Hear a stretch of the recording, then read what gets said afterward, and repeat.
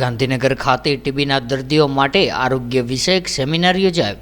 રાજ્યના આરોગ્ય મંત્રી શ્રી ઋષિકેશભાઈ પટેલના અધ્યક્ષસ્થાને આજરોજ ગાંધીનગર ખાતે 100 દિવસીય ટીબી નિર્મૂલન ઝુંબેશના ભાગરૂપે એક કાર્યક્રમનું આયોજન કરાયું હતું, જેમાં ટીબીના સાજા થયેલા દર્દીઓ, ટીબી સંક્રમિત દર્દીઓ અને ટીબી ચેમ્પિયન્સ માટે સેમિનારનું આયોજન થયું હતું.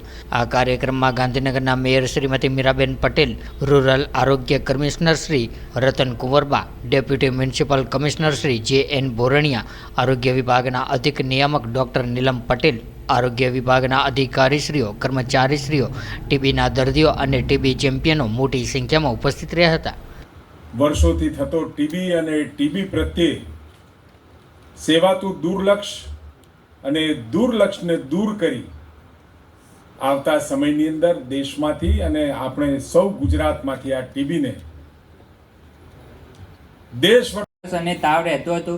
તેથી મેં મારા ઘરે આવેલ આશાબેન તથા કિરણભાઈને કહ્યું તો તે સ્પુટમની બોટલ આપીને મારો સ્પુટમ આરોગ્ય કેન્દ્રમાં લઈ ગયા. તો બીજા દિવસે તે રિપોર્ટ મારો ટીબી પોઝિટિવ આવ્યો.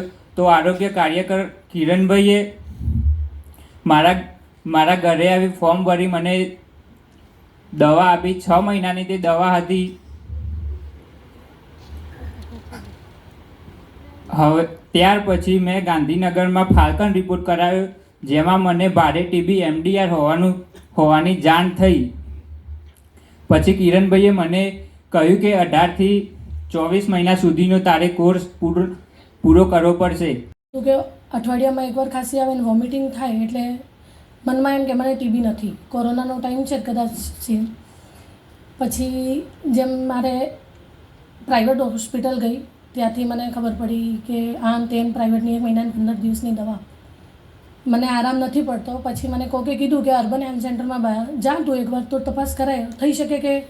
પછી હું ત્યાં ગઈ, એક્સરે કરાવી, સ્પુટમ રિપોર્ટ કરાવી. પછી એમાં મારે એક્સરેમાં પોઝિટિવ બતાવ્યું.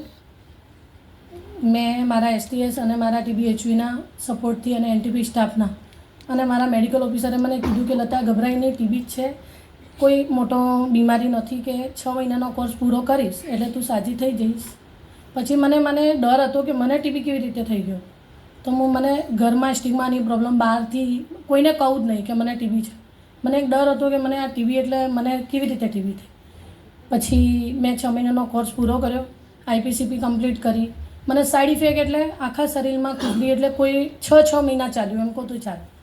પછી મેં જેમ કે અમુક વાર જો મેં દવા બંધ કરી દેવી છે કે મને કંઈક ગોળી કમ કરી દો ને, આપણે વજન પ્રમાણે દવા હોય છે, તો હું મારા સ્ટાફને બધાને NTP એમ કહેતી કે મને ઓછી કરી દો ને કે દવા, કે મને એનાથી મને બહુ જ વોમિટિંગ થાય, નામ થાય. પછી મને ના, કે દવા તો આપણે વજન પ્રમાણે હોય છે, પૂરી દવા લેવાની હોય છે, એમાં ગડબડ ના થાય. પછી મેં 6 મહિનાનો કોર્સ પૂરો કર્યો. એમાં NPY જેમ કે આપણે 500 રૂપિયા દર પેશન્ટને મળતા હોય છે, એ પણ મને મળ્યો. મારા ઘરે આવીને STS અને HV મારા ફેમિલીને પણ સમજાયું કે ટીબીથી આ સિમ્ટમ્સ છે, બધાને ધ્યાન રાખવાનું. આથી મેં બધી રીતે ધ્યાન રાખી. અને આજે હું પિરામલ સંસ્થામાં પણ કામ કરું છું. અને મેં સપોર્ટ અપ તરીકે જ્યારે એક મમતા કરીને સંસ્થા ચાલતી હતી, એમાં 444 પેશન્ટને આઉટકમ પણ ક્લિયર કરાયું. અને હું TS તરીકે પણ કામ કરતી હતી, એમાં પણ મેં 270 પેશન્ટને આઉટકમ ક્લિયર કર્યું. My name is Nilofer Mansoori from Ahmedabad Municipal Corporation, Bapunagar TU. मैं टीबी चैम्पियन तरीके से काम कर रही हूँ. हाल फिलहाल में हम पिरामिल संस्था के अंदर कम्युनिटी मीटिंग वगैरह कर रहे हैं, जिसके अंदर हम स्लम एरिया स्कूल वगैरह के अंदर हम जो मीटिंग करते हैं, तो उसमें अगर कोई सिम्टम्स वगैरह लगते हैं तो हम उनको रेफ़र करते हैं. और मुझे 2018 में टीबी हुआ था. एक्चुअली में सभी को कुछ ना कुछ तकलीफ़ होती है, सर्दी बुखार. मुझे ऐसी कोई तकलीफ़ नहीं थी. मुझे तो सिर्फ हल्की सी वीकनेस और कमज़ोरी, 15 से 20 दिन तक दवाई लेने के बाद में भी जब वो नहीं मिटी, तो मुझे सरकारी हॉस्पिटल में बताया गया. तो वहाँ पे मुझे मालूम पड़ा कि मुझे टीबी है. एक छोटी सी सर्दी, छोटी सी वीकनेस और कमज़ोरी के कारण इतनी बड़ी टीबी हो जाएगी मुझे नहीं मालूम था. पहले तो नॉर्मल टीबी की मेरी जो मेडिसिन चालू की गई, उसमें सीबीनेट वगैरह किया गया, तो उसमें मालूम पड़ा कि MDR मुझे टीबी है. तो मेरा 2 साल तक ट्रीटमेंट चालू रहा. उसके अंदर मुझे NPY से दर महीने 500 रुपये भी मिले और हमारे जो STA से TB HV उन सब का काफ़ी हमको सपोर्ट मिला और NTP स्टाफ का भी हमको बहुत सपोर्ट मिला। मेडिसिन वगैरह लेने के लिए वो हर चीज़ हमको बताते थे। एक्चुअली में जब मेरे को TB हुआ था, जब इतना कुछ रिएक्शन नहीं था, लेकिन जो मेरी मेडिसिन चालू हुई उसके बाद में मेरी तकलीफ़ें ज़्यादा होने लगी, क्योंकि जो मेडिसिन थी वो डेली में 4,500 पावर जो डेली में मेडिसिन लेती थी, तो मुझे कुछ ना कुछ तकलीफ़ रहती थी। तो मैं 2 दिन 4 दिन घर पर रहती थी, तो 4 से 5 दिन मैं हॉस्पिटल में रहती थी। तो दिल में ऐसा हुआ कि नहीं, अब मुझे मेडिसिन नहीं लेनी, जो होगा जो देखा जाएगा। मैं कोई मेडिसिन नहीं लेनी, मैं बिल्कुल अब बंद कर दूँगी, देखा जाएगा। लेकिन उसके दौरान मुझे हॉस्पिटल में बार बार मैं एडमिट में होने लगी। तो मैंने देखा कि जो मेरे आसपास में जो पेशेंट थे, तो कोई 2 महीने, कोई 6 महीने, कोई 8 महीने से हॉस्पिटलाइज है। तो मैंने देखा कि उन लोगों के पास इतना टाइम ही नहीं है कि वो ठीक हो सके। क्या मालूम भविष्य में वो ठीक हुए नहीं। मैंने वैसे सबका वहाँ पर पूछा था, तो कोई बोले 2 महीने के बाद में डेथ हुआ, नंबर वगैरह सब मैंने लेके रखे थे। उसके बाद में मुझे रियलाइज़ हुआ कि नहीं नीलोफर, ज़िंदगी मिलेगी तो कुछ करेंगे, लेकिन हाल फिलहाल में मुझे भी ठीक होना है। तो उसके बाद में मैं मक्कम होकर मैंने पूरी मेरी मेडिसिन मतलब 2 साल का जो मेरा कोर्स था वो मैंने पूरा करा। और उसके बाद में मैंने एक लक्ष्य बना लिया कि अगर मैं TB से ठीक हो सकूं, क्योंकि MDR TB बहुत भारी होता है, उसमें बहुत चांसेस रहते हैं मरने के। तो मुझे बस दिल में था कि अगर मैं ठीक होंगी तो मैं कुछ अच्छा वर्क करूँगी। इतने में हमारे STS सर का फ़ोन आया कि नीलोफर बहन आप ऐसे काम कर सकते हो। तो फिर मैंने उनको हाँ बोला। उस टाइम पे 2022 के अंदर हमारा ट्रेनिंग वगैरह कैपेसिटी बिल्डिंग ગામ મારું નિવાસ સ્થાન છે। આજે મને જે તકલીફો થઈ એનું હું તમને આજ મારા જોડે તમને અભિપ્રાય આપું। મને તાવ આવતો હતો, તાવની અંદર કમજોરી શરીરમાં આવી।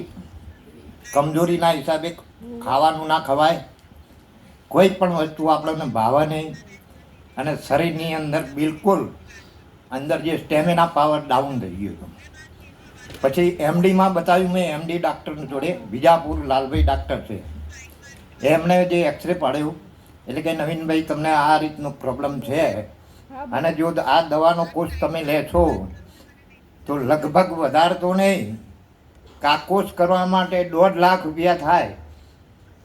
પછી એમને મને અભિપ્રાય આપ્યો, તમારા આરોગ્ય ખાતા કે સરકારી હોસ્પિટલ છે ત્યાં અત્યારે સુવિધાઓ વધી ગઈ છે, પણ ત્યાંથી મને અભિપ્રાય આપીને એટલે રિપોર્ટ મંગાવ્યો, ગળફાનો રિપોર્ટ, બ્લડ, દરેક રિપોર્ટો મેં આપ્યા।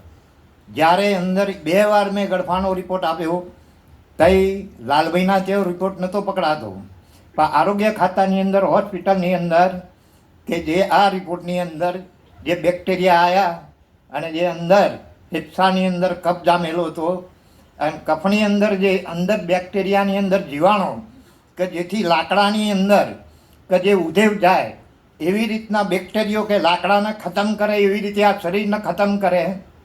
અને જેથી જ્યારથી મેં આ દવા સરકારી હોસ્પિટલની અંદર એમને જે રિપોર્ટ જે આવ્યો કે નવીનભાઈ ડૉક્ટર સાહેબે મને કીધું કે નવીનભાઈ તમારે આ દવાનો કોર્સ પૂરો કરવો પડશે। જ્યારથી રમીલાબેન મારા ઘરે મને ડોઝ આપી જાય છે હર રોજ ડેલી સર્વિસ, અને કે નવીનભાઈ આ ડોઝ એકે દિવસ તમે કે વચ્ચે દિવસ પડવો ના જોઈએ, જેટલે દિવસ પડે એટલેથી ફરીથી પાછો ડોઝનો ટાઈમ ચાલુ કરવો પડે। પણ કે આ જો મારા આત્મવિશ્વાસ અને મજબૂત હતો, ડૉક્ટરની જે રેગ્યુલર દવા હું લઉં છું અને જ્યારથી જે એ સ્ટેમિના પાવર વજન પ્રમાણે મને 3 ગોળી હું ગળું છું અને આજની તારીખની અંદર જે મારામાં પાવર નહોતો એ સ્ટેમિના પાવર હું જે મેળી ઉપર મારી દુકાન છે, ટેલરિંગ કામ કરું છું, અને જે મારામાં પાવર નહોતો આજે મને 70 વર્ષ થયા છે, આજ બી હું કામ કરી રહ્યો છું। કોના કારણે કે જેથી કરીને આટલી પાવરફુલ દવાઓના આધારે ખોરાક અને જે વાડીલાલ કંપની તરફથી મને કિટ મળે છે અને હર મહિને મારા ખાતાની અંદર 1000 રૂપિયા મળે છે। તો પછી બહાર ક્યાં જવાની જરૂર છે? બહાર ક્યાં જવાની જરૂર છે? કે જે આપણી જે આજની જે કમાણી છે, ઘરમાં એક ખાવાવાળો હોય, એક ખાવાવાળો એક કમાવાવાળો હોય, 10 ખાવાવાળા છે ને એક કમાવાવાળો છે, તો પછી આ રીતે આપણાથી દવા ન પૂરી થાય એટલે માણસોને તકલીફો હાલાતો ઘણી છે કે જેથી કરીને મજબૂરીના હિસાબે અને આ દુઃખને સંતાડે છે, પણ સંતાડાય નહીં.